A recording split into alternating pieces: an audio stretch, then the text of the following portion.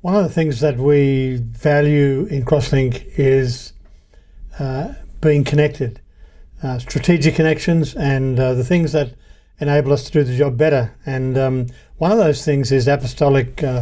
Like each church is required to have apostolic leaders who are not part of the church, but help out and build relationship and make things work better, whether it's good or bad, particular circumstance. And one of the couples of people that do this amazingly well, as far as I'm concerned, are Terry and Ruth Hancock from Penrith, and they are involved in the Penrith area and in church there, but they also provide amazing connection and covering for a number of Crosslink churches, and I interviewed them just the other day, and I want you to listen to what they have to say.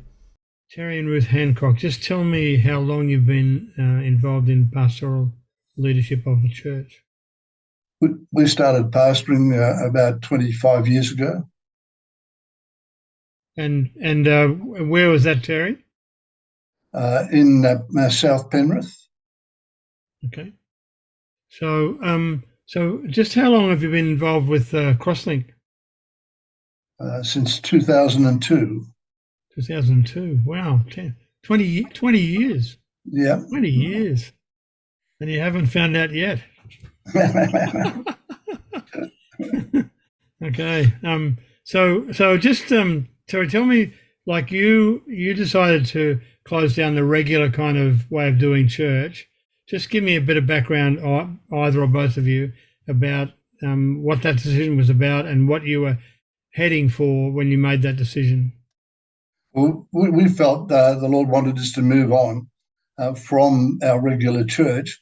And so a lot of the people were going to the country and other places. We decided it was the right time to do it, believing the Lord wanted us to encourage other pastors and other churches and help where we could. So we moved along with 5 of our team members that stayed with us, and we meet on a Friday afternoon regularly, and then help the other churches. Right.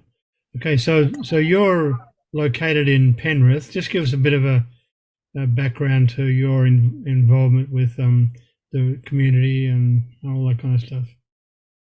Well, I was for 40 years involved with the Panthers in the rugby league, doing statistics, and then also we were involved in chaplaincy with the World Masters Games in the area. Mm-hmm. And so I was responsible for organising the chaplaincy for that, and generally mixing with some other pastors and churches. There you were, I know. Yeah, so when you started to do this ministry supporting other people, where did, because I remember that we worked together a lot in earlier days because you helped support some pastors with their marriages and different things like that. Mm-hmm. So just give us a bit of a outline of how that worked. Okay. After deciding this, we were in an accident in the United States and in a wheelchair for a number of months, and we decided to look for a place where we could start the fellowship with ease of access. And so we went out to River of Life at Richmond, which gave us ease of access, and they let me rest there for a while, and then we started to assist by teaching there, and so it sort of started to roll from there. From there, do you want me to continue? Yeah. From there, Abraham Ackery came to our church for a while before he went to New Guinea. So I made a connection there with him, and I think I was one of his nominees when he joined Crosslink. And he'd gone for a while, and we reconnected later. The third church is the True Spirit Church at Warilla, and that connection happened at the last conference before COVID, before they'd actually joined Crosslink. We just connected at the conference, and Lord sort of gave us a special relationship, and we decided one day to go down to where they were meeting just that without telling them, just not turn up and say hi. And from there, we established this contact. And so we had these prior contacts with those three churches, and from there, I guess it just rolled out with giving advice on various things, and started to teach and just encourage them and be there for them when they had questions or problems.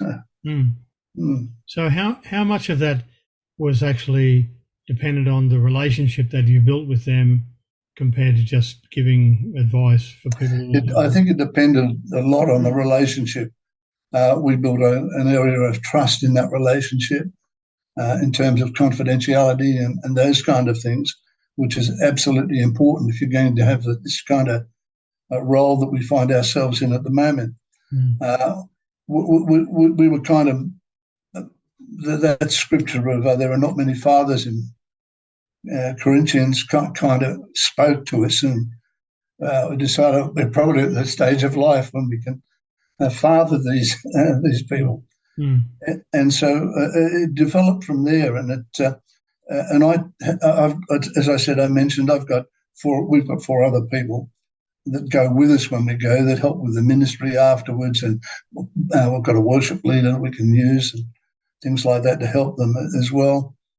So can you just give us a bit of a just talking about your team, how much, what's the difference between working with a team in this kind of ministry to just you and Ruth doing it on your own? I think it broadens the ability of using more gifts just in our own in the ministry scene. For example, one of our ladies is a girl. You haven't met her, I don't think, but she's a good teacher, and she actually moves a little in the prophetic as well. And I've got a person that can handle the worship things, and Judy's the seer. And Judy's the seer with her husband, and they're real encouragers with people.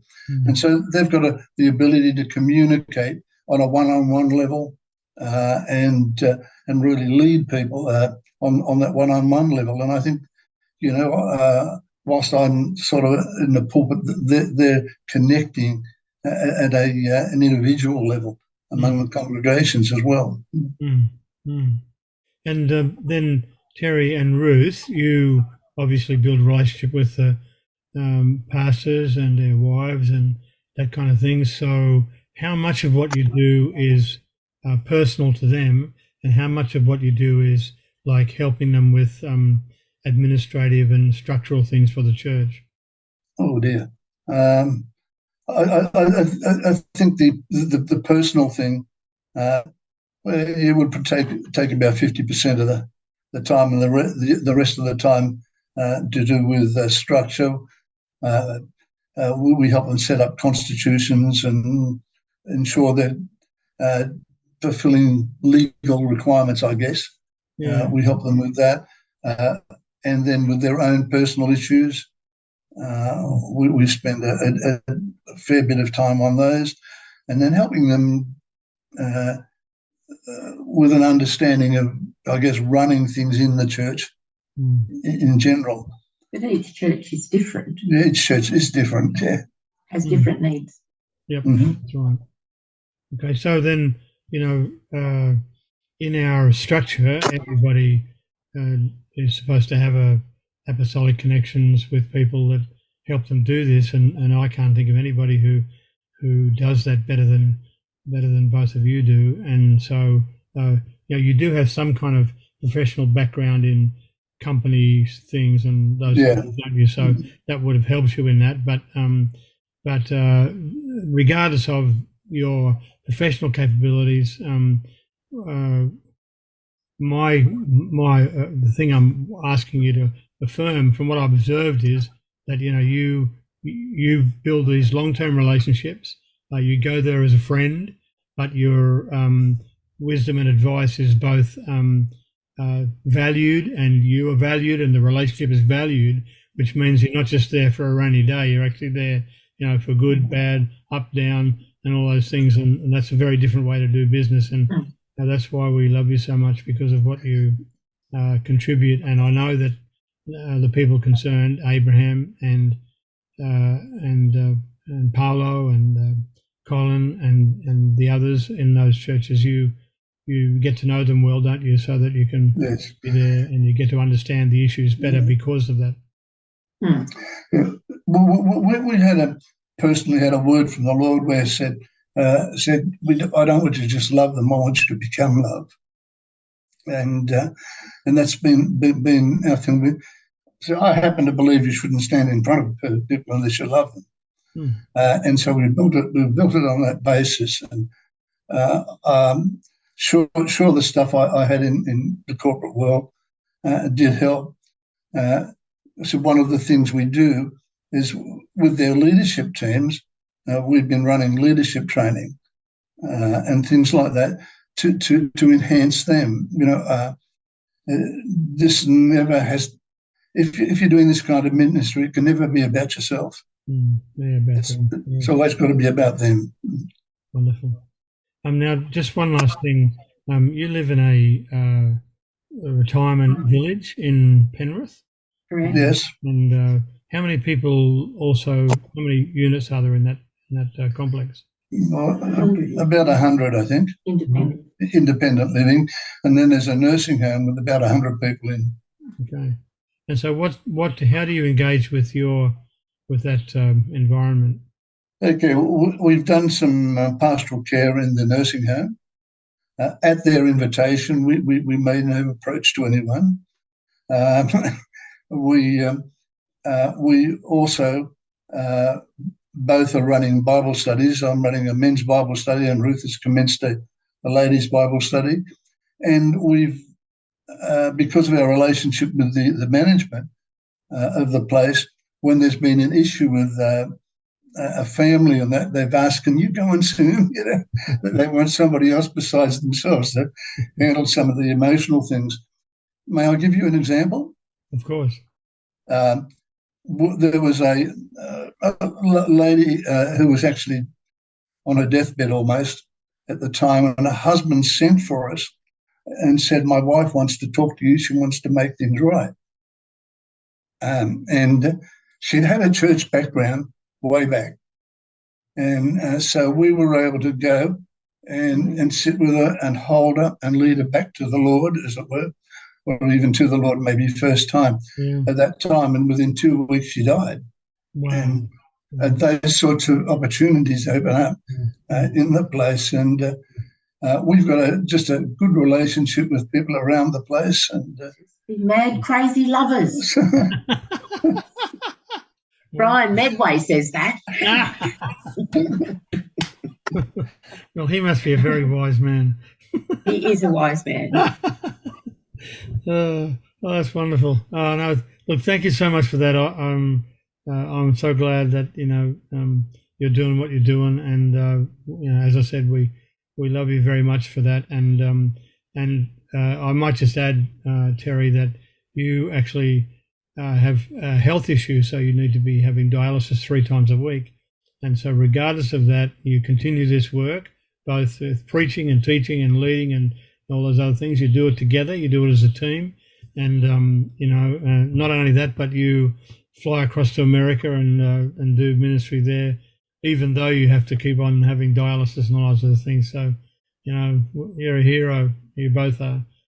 So thank you very much for what you contribute.